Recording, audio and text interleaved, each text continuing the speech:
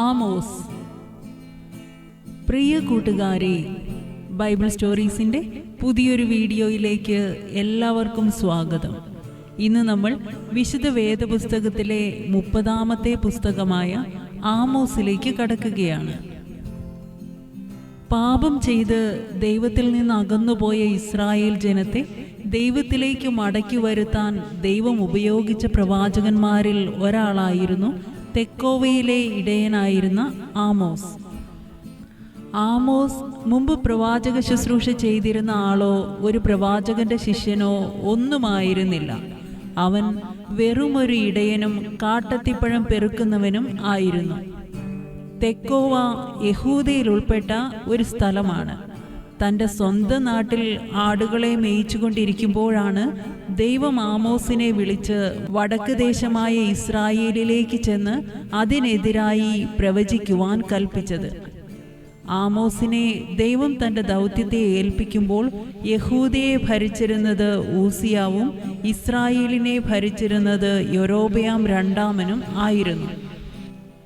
വിഭജിക്കപ്പെട്ട ഇസ്രായേലിൻ്റെ ആദ്യത്തെ രാജാവായിരുന്ന യൊരോബെയാം ഒന്നാമനാണ് ദാനിലും ബേഥേലിലും കാളക്കുട്ടികളെ ഉണ്ടാക്കി പ്രതിഷ്ഠിച്ച് സ്വയം പാപം ചെയ്യുകയും ഇസ്രായേലിനെ കൊണ്ട് പാപം ചെയ്യിക്കുകയും ചെയ്തത്.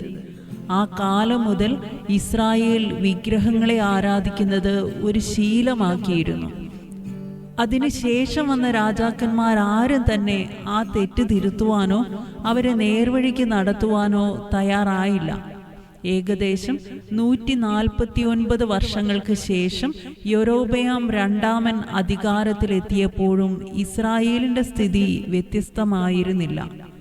സാമ്പത്തികമായി രാജ്യം ഉന്നമനത്തിലായിരുന്നു എങ്കിലും ആത്മീകമായി അവർ വളരെയേറെ അധപ്പതിച്ചിരുന്നു. ഇങ്ങനെയൊരു ഇസ്രായേലിനോട് പ്രവചിക്കുവാനാണ് ദൈവം ആമോസിനെ അയച്ചത്. ആമോസിന്റെ ആദ്യ പ്രവചനങ്ങൾ ഇസ്രായേലിന് ചുറ്റുമുള്ള രാജ്യങ്ങളായ സിറിയ, ഗസ, സോർ, ഏദോം, അമോൻ, മോവാബ് എന്നിവയെക്കുറിച്ചുള്ളതായിരുന്നു. യഹോവ ഇസ്രായേലിനെ തനിക്ക് സ്വന്തം ജനമായി തിരഞ്ഞെടുത്തുവെങ്കിലും ഭൂതലവും അതിൻ്റെ പൂർണ്ണതയും യഹോവയ്ക്കുള്ളതാകിയാൽ അവൻ്റെ ദൃഷ്ടി പാപം ചെയ്യുന്ന എല്ലാ രാജ്യത്തിന്മേലും ഉണ്ടായിരുന്നു. അവൻ അതിനെ ഭൂതലത്തിൽ നിന്ന് നശിപ്പിച്ചു കളയും എന്ന് തീരുമാനമെടുത്തു. എന്നിരുന്നാലും മാനസാന്തരപ്പെടുവാനുള്ള അവസരം ദൈവം എല്ലാ കാലത്തും അനുവദിക്കുന്നുണ്ട്. യഹോവയായ കർത്താവ് തൻ്റെ പ്രവാചകന്മാർക്ക് തൻ്റെ രഹസ്യത്തെ വെളിപ്പെടുത്താതെ ഒരു കാര്യവും ചെയ്യാറില്ല. അങ്ങനെ ആമോസ് ചുറ്റുമുള്ള രാജ്യങ്ങളോട് തൻ്റെ പ്രവചനം നിവർത്തിച്ചതിന് ശേഷം ഇസ്രായേലിനോടും യഹൂദയോടുമുള്ള പ്രവചനങ്ങൾ ആരംഭിച്ചു. ഇസ്രായേൽ യഹോവയുടെ ന്യായപ്രമാണത്തെ നിരസിക്കുകയും അവൻ്റെ ചട്ടങ്ങളെ പ്രമാണിക്കാതിരിക്കുകയും ചെയ്തു. ഇസ്രായേൽ മക്കൾ ഈജിപ്തിൻ്റെ അടിമത്തത്തിലായിരുന്നപ്പോൾ അനുഭവിച്ച കഷ്ടവും പ്രയാസങ്ങളും ദൈവം അവരെ വിടുവിച്ചതും ഒക്കെ അവർ മറന്ന് ഇന്നവർ തങ്ങളുടെ സഹോദരന്മാരിൽ സാധുക്കളെയും എളിയവരെയും നീതിമാന്മാരെയും ഒക്കെ വിൽക്കുകയും പിടിച്ചു പറിക്കുകയും പീഡിപ്പിക്കുകയും ചെയ്തു. ഇസ്രായേൽ മക്കളിൽ ചിലരെയൊക്കെ ദൈവം പ്രവാചകന്മാരായും ചിലരെ വ്രതസ്ഥന്മാരായും എഴുന്നേൽപ്പിച്ചിരുന്നു. എന്നാൽ പ്രവാചകന്മാരോട് അവർ പ്രവചിക്കരുതെന്നും വ്രതസ്ഥന്മാർക്ക് വീഞ്ഞു കുടിക്കാൻ കൊടുക്കുകയും ചെയ്തു. ഭൂമിയിലെ സകല വംശങ്ങളിലും വെച്ച് ദൈവം ഇസ്രായേലിനെ മാത്രം തിരഞ്ഞെടുത്തതുകൊണ്ട് അവരുടെ അകൃത്യങ്ങളൊക്കെയും ദൈവം അവരിൽ സന്ദർശിക്കും എന്ന് അരുളി ചെയ്തു. അവൻ അവരെ സന്ദർശിക്കുന്ന നാളിൽ ബേഥേലിലെ ബലിപീഠങ്ങളെയും അവർ പണിതുയർത്തിയ കൊട്ടാരങ്ങളും വലിയ വീടുകളും ഒക്കെ തകർത്ത് കളയും എന്ന് ആമോസ് മുഖാന്തരം ദൈവം അരുളി ചെയ്തു. ഇസ്രായേൽ മക്കൾ തങ്ങളുടെ അതിക്രമത്താൽ ദേശത്തെ മുഴുവൻ നിറച്ചെങ്കിലും അവർ ദൈവത്തിന് യാഗമർപ്പിക്കുന്നത് മുടക്കാറുണ്ടായിരുന്നില്ല.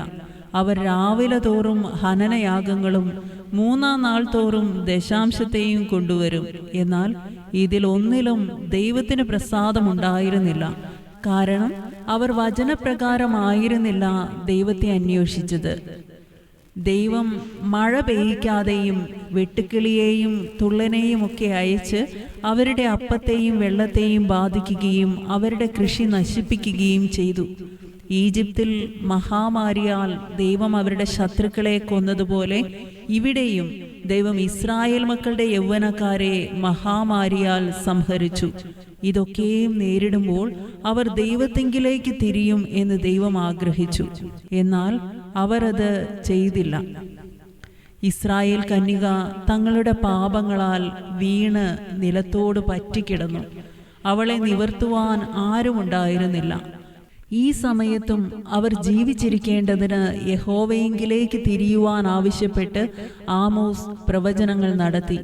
അവർ തിന്മ വെറുത്ത് നന്മ ഇച്ഛിച്ചാൽ യോസഫിൽ ശേഷിപ്പുള്ളവരോട് സൈന്യങ്ങളുടെ ദൈവമായ യഹോവ കൃപ കാണിക്കും എന്നവൻ പറഞ്ഞു.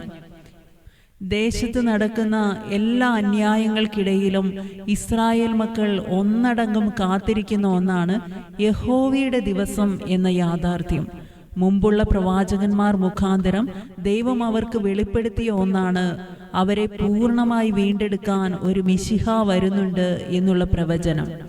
എന്നാൽ ഇസ്രായേൽ ജനം ഇതേ അവസ്ഥയിൽ പാപത്തിൽ രസിച്ച് ദൈവത്തിൽ നിന്ന് അകന്ന് മുന്നോട്ടു പോയാൽ അവർ കാത്തിരിക്കുന്ന യഹോവയുടെ ദിവസം കൊണ്ട് അവർക്ക് ഗുണമല്ല കഷ്ടമായിരിക്കും വരുന്നതെന്നും അത് വെളിച്ചമല്ല ഇരുട്ട് തന്നെ ആയിരിക്കും എന്നും ആമോസ് പ്രവചിച്ചു. അത് ഒരുത്തൻ സിംഹത്തിന്റെ മുമ്പിൽ നിന്ന് ഓടിപ്പോയിട്ട് കരടി അവന് എതിർപ്പെടുകയോ വീട്ടിൽ ചെന്ന് കൈവച്ച് ചുമരോട് ചാരിയിട്ട് സർപ്പം അവനെ കടിക്കുകയോ ചെയ്യുന്നത് പോലെ ആകും എന്ന് പ്രവാചകൻ പ്രവചിച്ചു. എന്നാൽ ദേശത്ത് സംഭവിക്കാൻ പോകുന്ന അനർത്ഥങ്ങളും അവർക്ക് വരാൻ പോകുന്ന പ്രവാസവും ഒക്കെ പ്രവചിച്ച ആമോസ് തന്നെ ഇസ്രായേൽ ജനത്തിനു വേണ്ടി ദൈവത്തോട് അപേക്ഷിച്ചു. ദൈവം അപേക്ഷ കേട്ടു. ഇസ്രായേലിനെ പൂർണ്ണമായി നശിപ്പിക്കാതെ വീണുപോയ ദാവീദിൻ കൂടാരത്തെ ഒരു നാൾ ദൈവം നിവർത്തുമെന്നും അതിൻ്റെ പിളർപ്പുകളെ അടച്ച് ഇടിവുകളെ തീർത്ത് അതിനെ പുരാതന കാലത്ത് എന്നതുപോലെ പണിയുമെന്നും അവരെ പ്രവാസത്തിൽ നിന്ന് മടക്കി വരുത്തി അവർക്ക് കൊടുത്തിരിക്കുന്ന ദേശത്ത് നടുമെന്നും യഹോവ കൽപ്പിച്ചു. ഈ പ്രവചനങ്ങൾ നടത്തിയ ആമോസിനെ ഇസ്രായേലിലെ ബേഥേലിലെ കാളക്കുട്ടികൾക്ക് പുരോഹിതനായ അമസ്യാവ് ഭീഷണിപ്പെടുത്തി തിരിച്ചയക്കാൻ ശ്രമിച്ചു.